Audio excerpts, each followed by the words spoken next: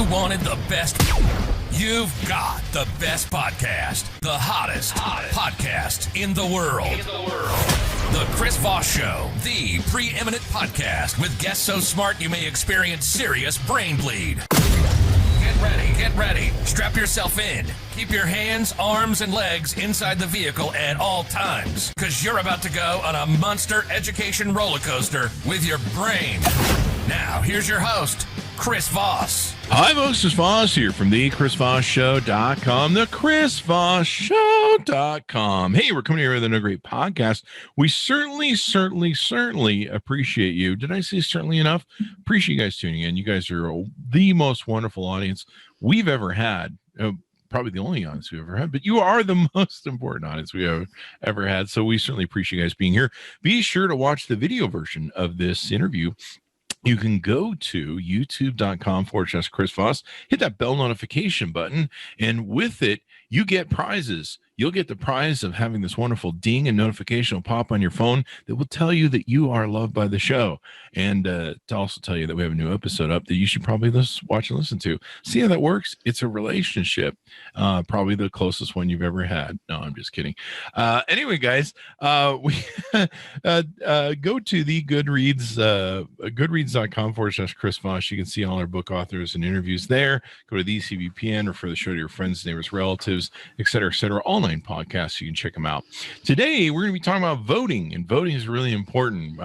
This is something I encourage everyone to do. In fact, I wish there was a law that would force people to do it, like in Australia, or I think it's Iceland or Greenland does it. But voting is really important because, as several of the different people we've had on the show have talked about, if you're not at the table, you're on the menu. So this is why it's important for you to put forth your vote, to send a message to politicians and say, this is what I think, and you better listen to me. Because if you don't send that message, they don't listen to you. They listen to the people who do. So there you go. Today we have a most interesting guest on. He is the CEO and founder of a website called votingsmarter.org. And his name is Terry Crandall. Terry is an educator, an entrepreneur, and a licensed California realtor. He's the co-author and CEO of Voting Smarter. It's an unbiased voter education nonprofit whose dating app for politics helps voters find their political match in a fair, fast, and fun way. He has a passion for public policy, politics, public choice, and technology. He currently teaches economics at the Loyola Marymount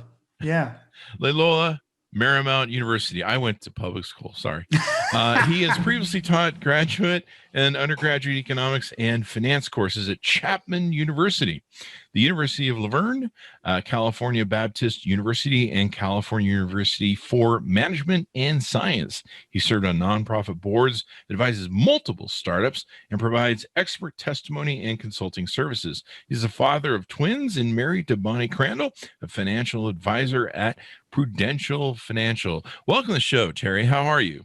I'm really good, Chris. Thanks for having me today. Awesome sauce. Father of twins. That's a lot of fun. Yeah, sometimes. If I look tired, I am tired. But it's great. You know, they're in kindergarten this year. Yeah. And so kindergarten at home during a pandemic is great. It's great. It's great. I like the way you say that. I had a good friend who had twins, and it was an adventure. I go visit his house every now and then, and then just leave in horror. Yeah, but you got to leave, and look, it's fantastic, but it's humbling at the same time. Yeah, I mean, the one kid wakes the other kid up, sets the other. I mean, they're like a tag team, really. Mm-hmm. And then he would show me the diaper bag. So let's get into this thing that you have founded called Voting Smarter, and I guess people can go to the website. I'll let you go ahead and give them the plugs for the website. Yeah, so votingsmarter.org is our website. Follow us on Instagram. We have really good election coverage at Voting Smarter. We have our own little tiny podcast, not like yours, called Pocket Politics. We've got a blog called Impartial. You know, we're trying to give people, good data on the election, completely unbiased.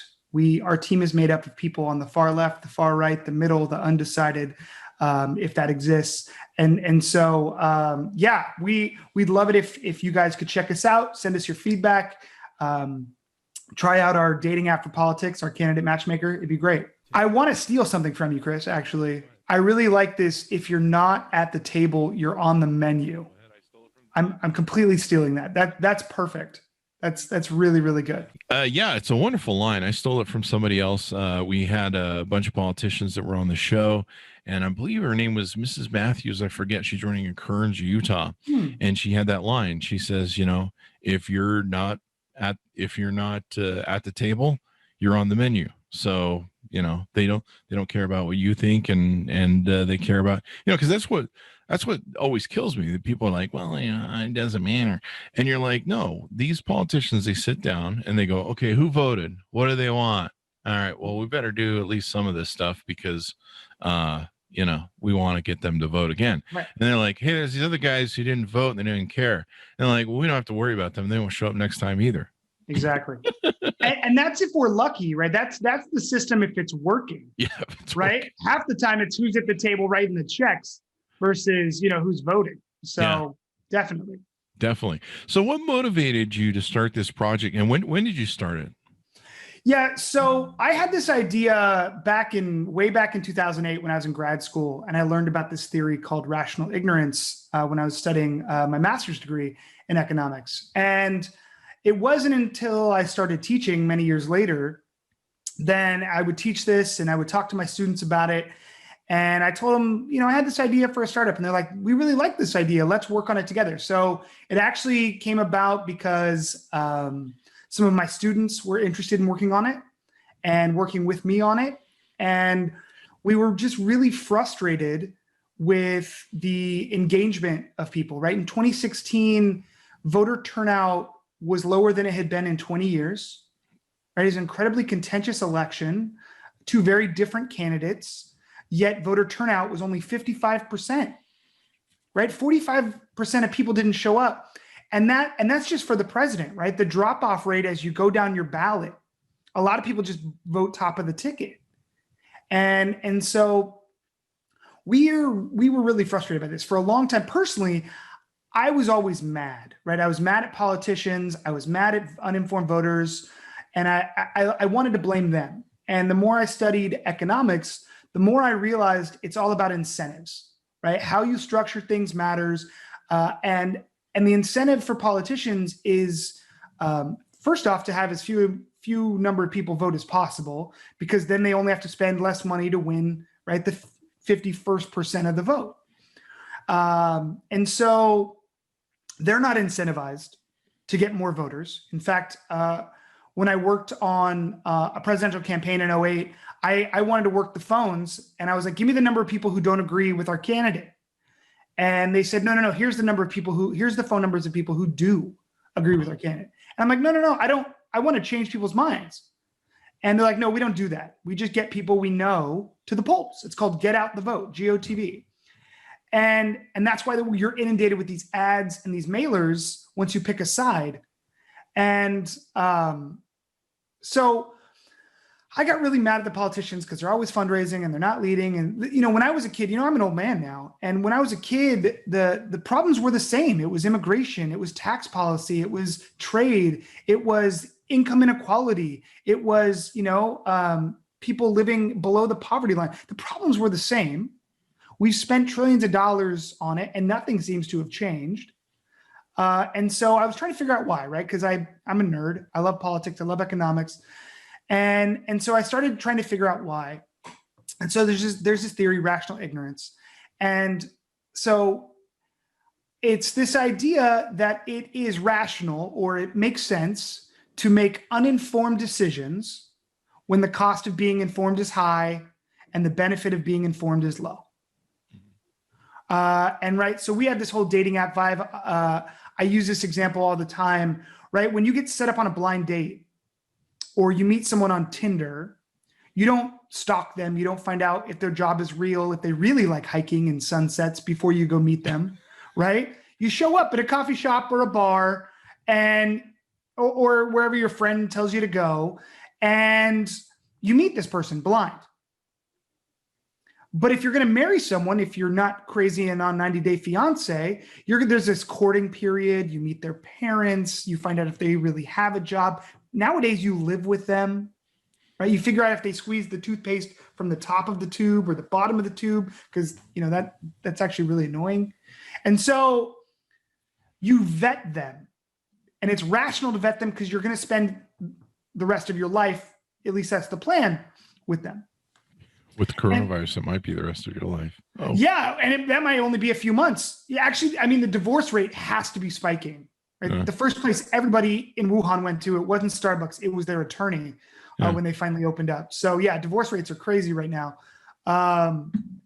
But our whole thing was, look, this isn't dating. Showing up on election day, it's not a date, it's a relationship. It's at least 2 years if it's the House. It's 6 years if it's the Senate. It's 4 or 8 years if it's the president.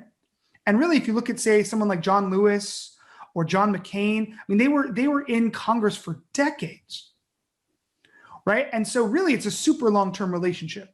Mm-hmm. And incumbency is really strong, right? Only about 15 to 25% of House districts are competitive. And so if you treat this casually and you just use shortcuts, like, are they in my political party? Do they look like me?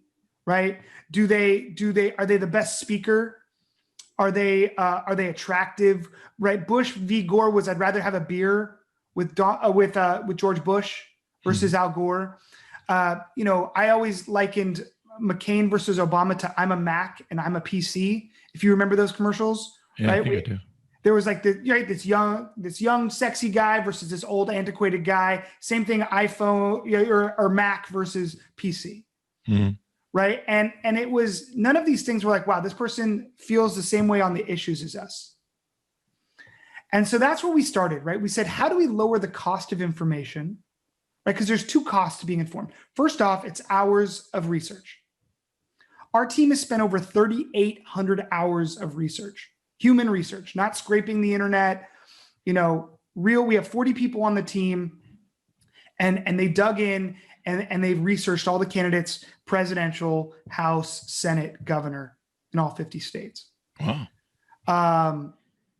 And by 2022, we want to get down to like city council and dog catcher. That's our goal. Wow. Because that's really where you need the most help. That's where it's the murkiest on the ballot. Like, I rarely vote for judges because I have no idea. Yeah.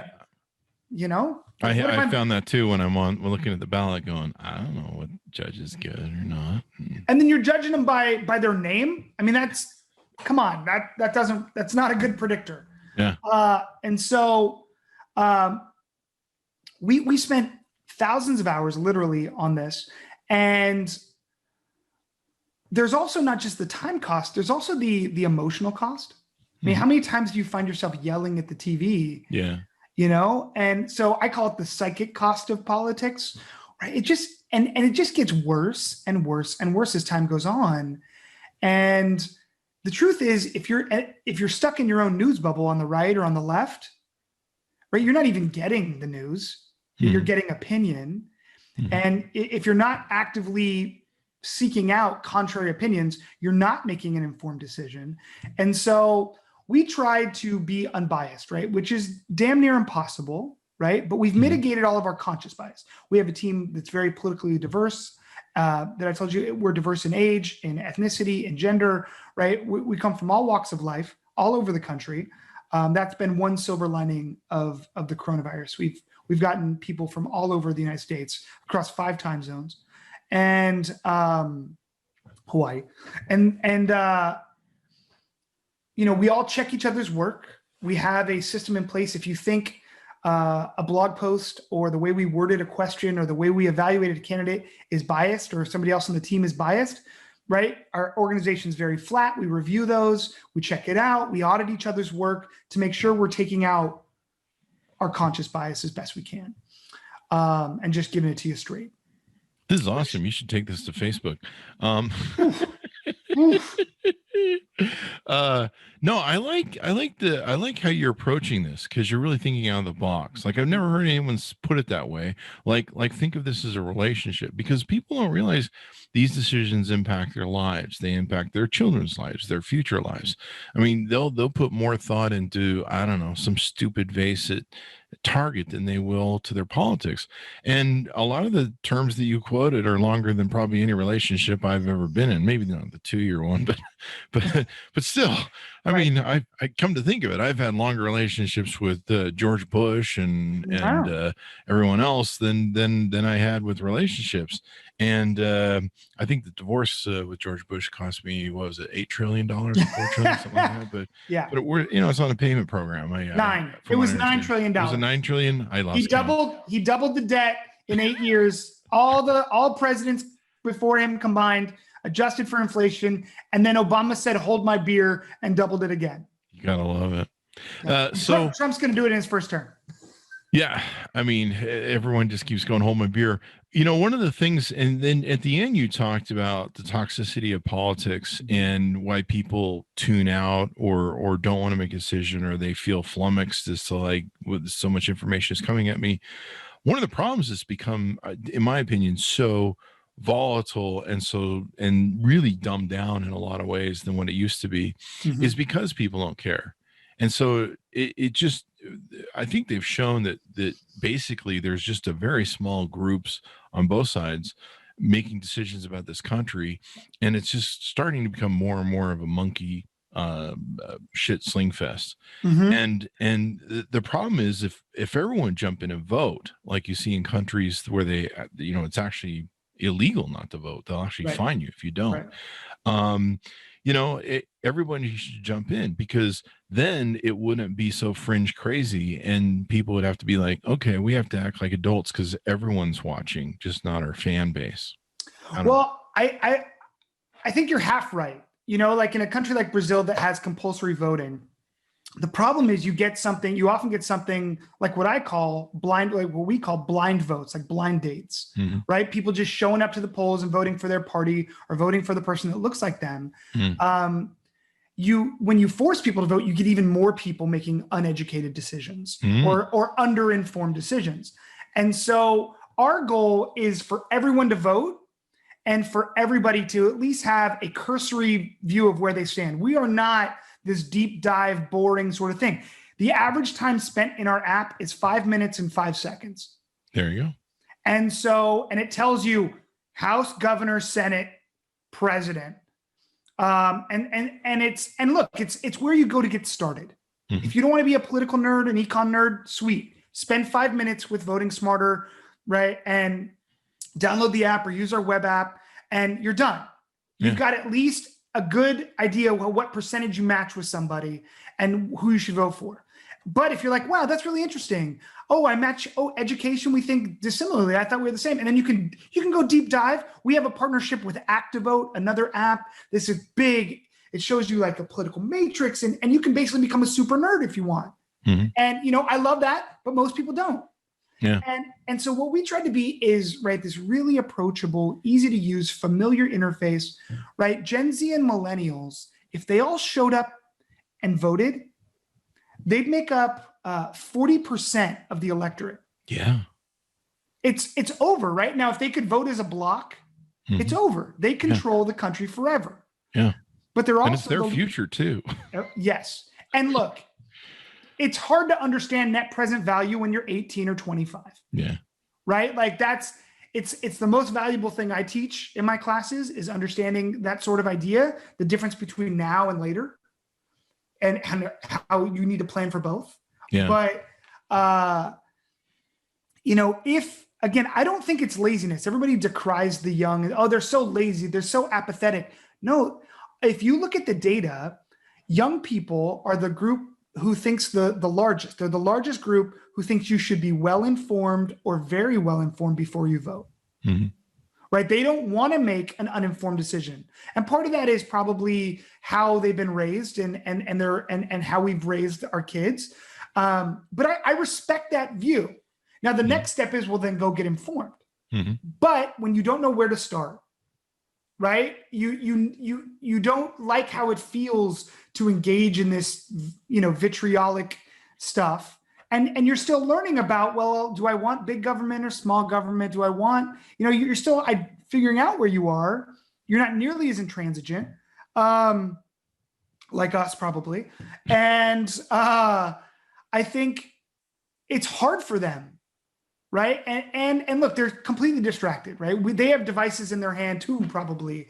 And there's so much competition for their time. That's why it was all about being fair first, because that doesn't exist in the market, but fast second. And we're going to try and make something unfun fun with this whole dating app sort of game vibe that we have. I like it. Can you swipe left and swipe right on your candidate? Yeah.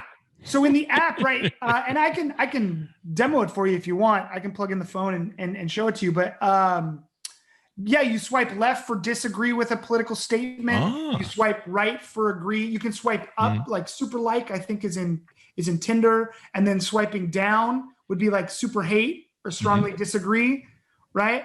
And so we pick up sort of 4 data, or you can skip a question. We present you with 15 different political statements. Right? They're designed, we tried to divide it as close to equal as we could between right and left to sort of pick up how you respond, right? What's your visceral response to this statement as much as the policy, right? And so we picked that up in our algorithm, and then we just match you to how the candidates would answer. And it came out really well. I used the website. Oh, okay, yeah, the web app. Yeah. Yeah, so I used the website. It came out really well. I was going to vote for Putin, but it came up and said I should vote for Joe Biden, 76%. It also gave me an alternative Green Party guy, which I thought was interesting because you kind of give me a choice where I'm like, okay, well, it sounds like I'm really in line with this guy, but maybe I should, read into this guy some more. Do you find that most people who use your website, your app, or should be using it are more undecided, or people that are just kind of like, I don't know, maybe they're starting the journey of trying to figure out their political affiliations or what they're interested in, or are they deep in the weeds of what they believe? They just want a confirmation. I would say, it's geared towards the first two versus the latter. But I would say our users are mostly people who are undecided or have no idea where to start. And so we have a few people who are when what we call wonks, like politicos, like maybe me, who know too much about this stuff. Probably me. And probably you too. And when they get a hold of the app, they're like, this isn't nuanced enough. And you're right, it's not. It's because it took 5 minutes. Our competitors have 75 questions, right? And go there next, right? Like we think this is a space where you should keep exploring, but we're trying to fill the gap, right? We're trying to really help the underinformed voter. There's nobody servicing them. It's people who want to get deeper informed.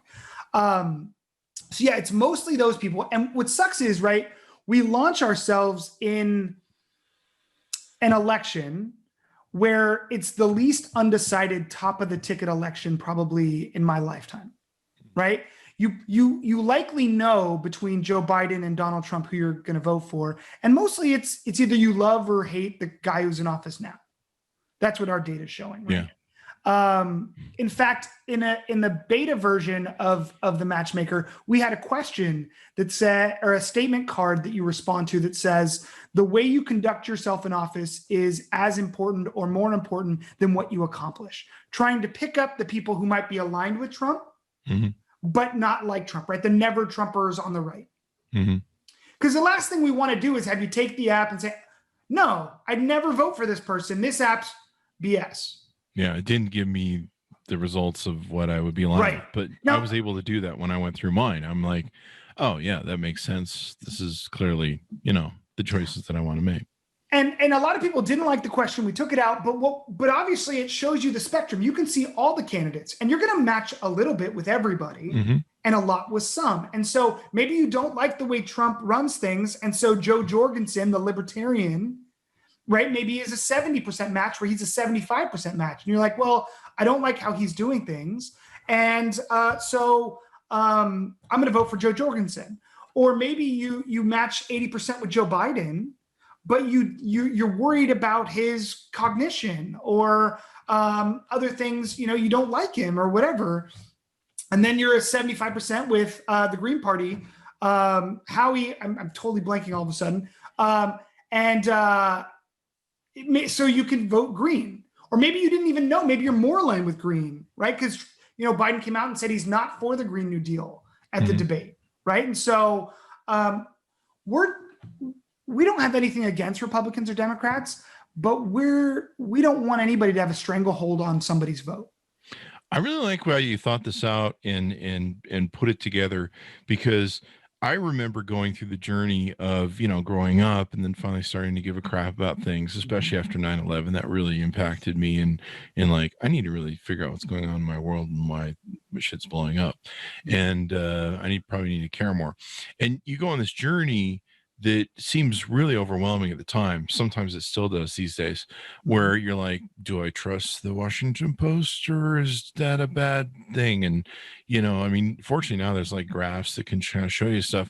And even now I'll talk to people and they're like, all the news seems to be against Trump. And you're like, well, if you're doing a lot of illegal, illicit, immoral stuff, the news is probably going to be bad.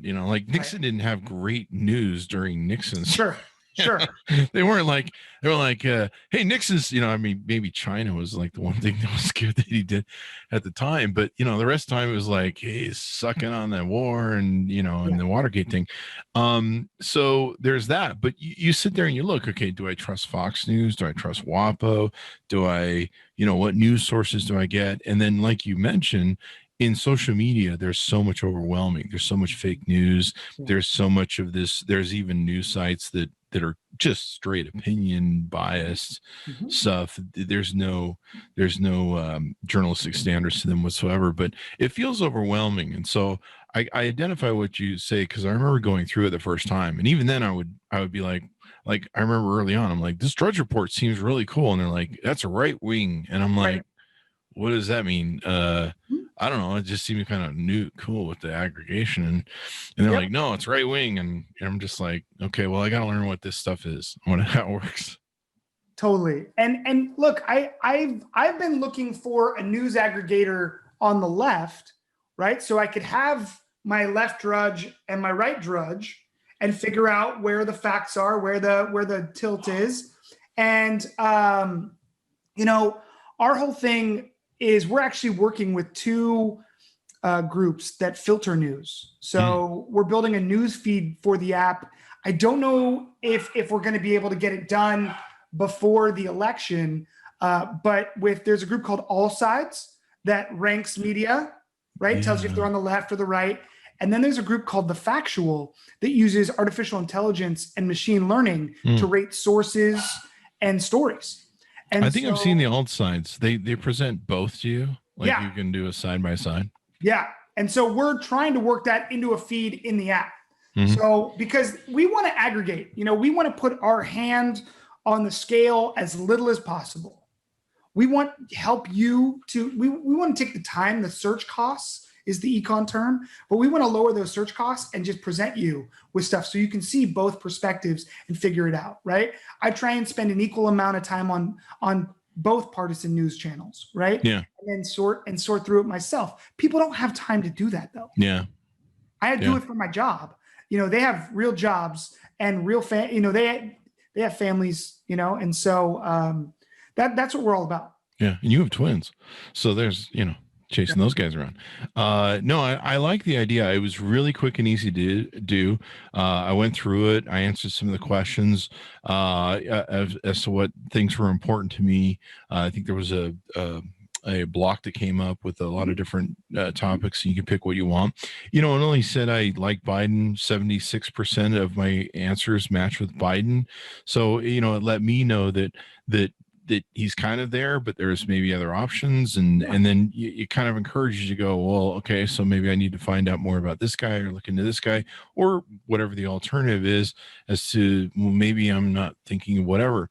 But I like how it gets people down that road. One of the things that's been just making me mental is when I watch these videos of undecided voters. And it seems like you guys handle them a lot better than I do. To me, they're the people who go to McDonald's and they're making the life choice for 2 hours at the drive-through because they can't figure out which they want, the quarter pounder or the Big Mac. That's been there since their childhood. Yeah.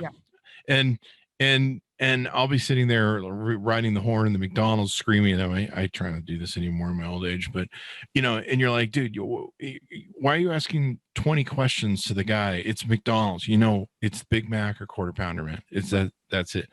And so I've often kind of bashed the undecided people as being those people where they can't, the ability to make a choice just overwhelms them, and then they shut down and they can't function. I don't know if is that a right way for us to be looking at undecided voters, or do they just need more resources like what you have? Yeah, look, I felt the same way about undecided and underinformed voters. I've like I said, I resented politicians, I resented voters for a long time until I really understood. Again, it's about opportunity cost. It's about not knowing who to trust, right? You can't blame politicians for fundraising for 18 months of a 2-year House term if that's what it takes to win. You can't blame them for sending you 20 pieces of mail if it works, right? It's like junk mail. If you use that 20% off Bed Bath & Beyond coupon and then decry getting junk mail, well, no, that's your fault. Damn it, they got me. and so, somebody's believing that the FBI is after them from a voicemail on their phone, or they wouldn't be sending those voicemails. And so I think that that reminds me, I need to answer some voicemails. yeah, definitely call the Social Security Administration. You throw money. But it's so instead of resenting people, and then again, this is sort of my new approach to life and politics, is that it has to be about empathy, right? So what we try to do is we try to change the incentives. We try to react to the, what the reality is, not what we want it to be, but what the reality is, and how do we fix it at the margin? How do we tinker with this? How do we nudge elections in the right direction? And every person we interviewed has to be willing to put where they stand politically on our website or in our blog, right? So you have to say where you are, what political party, who you're thinking about voting for, because we want to be transparent. And so we have this, but it did not determine whether or not you got hired, right? It wasn't like, well, we need this many people on the right, or we don't want anybody on the left or on the, it was merely the only question we would ask every person we interviewed: tell me about a time you've been in an argument about politics and how did you work it out? Whether ideally at work, but with family or friends. And then, are you willing, is it possible you're wrong? Right? Some of us believe very fervently about our political beliefs on the team, but we're all willing to admit we might be wrong. And I think that's where it starts, and at least on our team, right? And so that's what's missing from this conversation. It's now sort of like religion, right? My political point of view is moral and yours is immoral. And so we don't treat it that way at all, right? If you want to love candidate A, and great. If you want to love candidate B, great. There's no judgment. There's no look. Just find out more. That's all we're about. Yeah, I love this. It's a dating app sort of menu for figuring out which politician you want to have a relationship. The only downside is just make sure you don't show me what Joe Biden looks like in heels and a dress. That's all. We have some pictures of Rudy like that, but none of Joe that's Biden. True. Yeah, and Anthony Weiner's been banned. Drive. Oh. Yeah, he's been banned from the app too, just because of the pictures he likes to share. So, yeah, I think eventually we'd love it if the candidates actually built their own profiles. That'd be fun to see what kind of pictures they put and what hokey things they like to do and make it sort of dating vibe. Where we are right now is we've helped thousands of people already get informed. Our goal is to help millions, right? Because that's really who's underinformed, millions of people. And if we can lower the barrier to being informed, then they're much more likely to vote. And so that's why we're really thankful for you letting us on the show and talking about us and getting people to go download our app in the App Store or try the web app on our website like you did, right? The link on our website detects if you're on an Android or a laptop, and it takes you to the web app, or it takes you straight to the App Store. And so you can download the iOS app. And the iOS app has a little bit more functionality than the web app, but they give you the same results. It's the same data on the back end. And, you know, we've got big plans after the election. We're going to help our users actually vote with their dollars. And because I'd love to be able to vote every day, not just vote every 2 or 4 years. Mm-hmm. And so we're working on tools that can really help you influence politicians every day of your life versus just on election day. There you go. There you go. So, Terry, anything more we need to know about what you guys are doing? How are you doing it? Well, again, we are a nonprofit. So we've done this all out of the goodness of our heart. We've self-funded this, right? I've put a bunch of money into this. We take donations. Our team works, you know, we have 40 people all working out of love of country. And we need help. These cool tools pop up every 4 years, and then they die by the next election. Mm-hmm. And we're not going to do that. We're going to push through to 2022 and 2024. But we need people's help. We need you to try out the app. If you like it, share it. If you don't like it, tell us why. Mm-hmm. We're all, you know, we get tons of, hey, this is awesome, but we'd love to hear that, you know, fix this. Because we want to make this the best possible tool we can. So yeah, check us out, votingsmarter.org. Follow us on Instagram. We've got great election deadlines, debate, timing, interesting statistics, some funny memes from time to time. And you know, share us, follow us, use us. You know, if you really like us, donate, and let us know how we can help. There you go. I love it. I love the concept of it. I want everyone to vote. I mean, I could say that I want everyone to vote for my favorite guy, but to me, this country would just be much more better if 100% of the people vote and vote who you care about. And then you get to own it, because then you got to go, oh, wow, I did good or I did bad, or next time I'll do something different. But the fact that you just go, well, I'm not going to participate is not cool. And hopefully we're seeing huge amounts of turnout with this, yes, with this vote. And I think people are realizing that their vote's important, that how we shape this country is important. A lot of people are struggling, and hopefully this is one of those deep moments where we bounce back and we go, wow, okay, yeah, this is important, and we need to start giving a damn, really.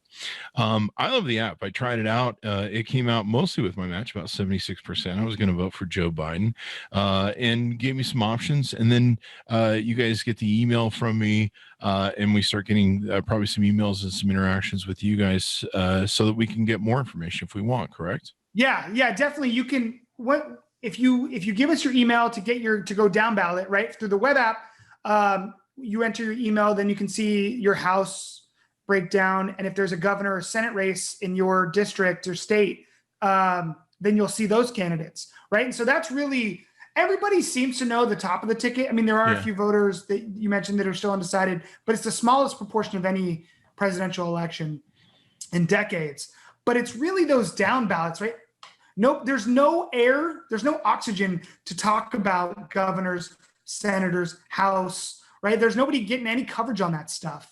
And so if you have no idea who to vote for, you're not going to vote down ballot.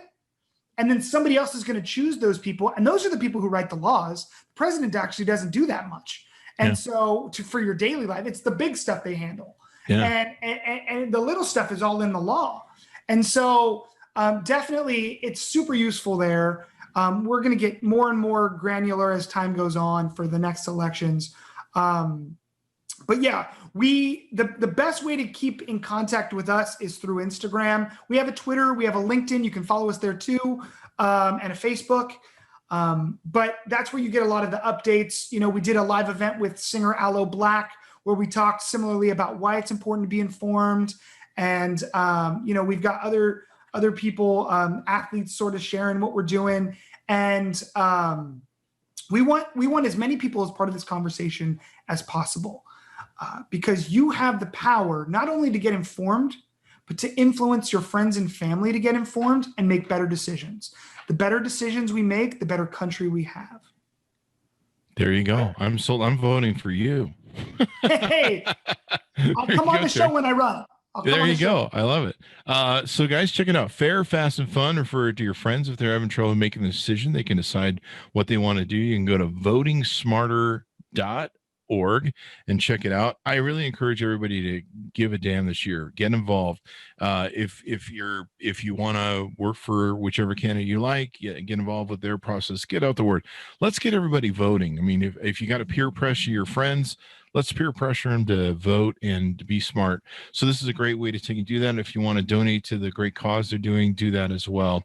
Thanks to Terry for being on the show today. Thank you for being with us. Thanks a lot, Chris. We really appreciate, I really appreciate you having me on, having this conversation, right? Vote.org's registered, I think, 800,000 new voters in the last couple months. Mm-hmm. Let's make sure they don't take blind votes, right? Let's make sure they get informed, make great decisions, and shows like yours, having us on, really help move that ball forward. So thanks for having me on today. Thank you very much, sir. Be sure to check it out, guys. All politics is local. And like he says, the down ballots are really important because those are the people who make your local laws. I mean, for me, I have 2 dogs and they're Siberian Huskies that escape a lot. So the dog catcher is usually who I'm going to be probably mostly interacting with. Anyway, guys, thanks for tuning in. We certainly appreciate you guys. To watch the video version of this, you can go to youtube.com/Chris Voss, hit the bell notification button for your friends, names, relatives to the CVPN or Chris Voss Podcast Network. You can see all 9 podcasts there. And goodreads.com/Chris Voss. You can join some of our projects and book groups on Facebook as well. So friend me there. Thanks so much for tuning in. Stay safe. Remember to vote, and we'll see you guys next time.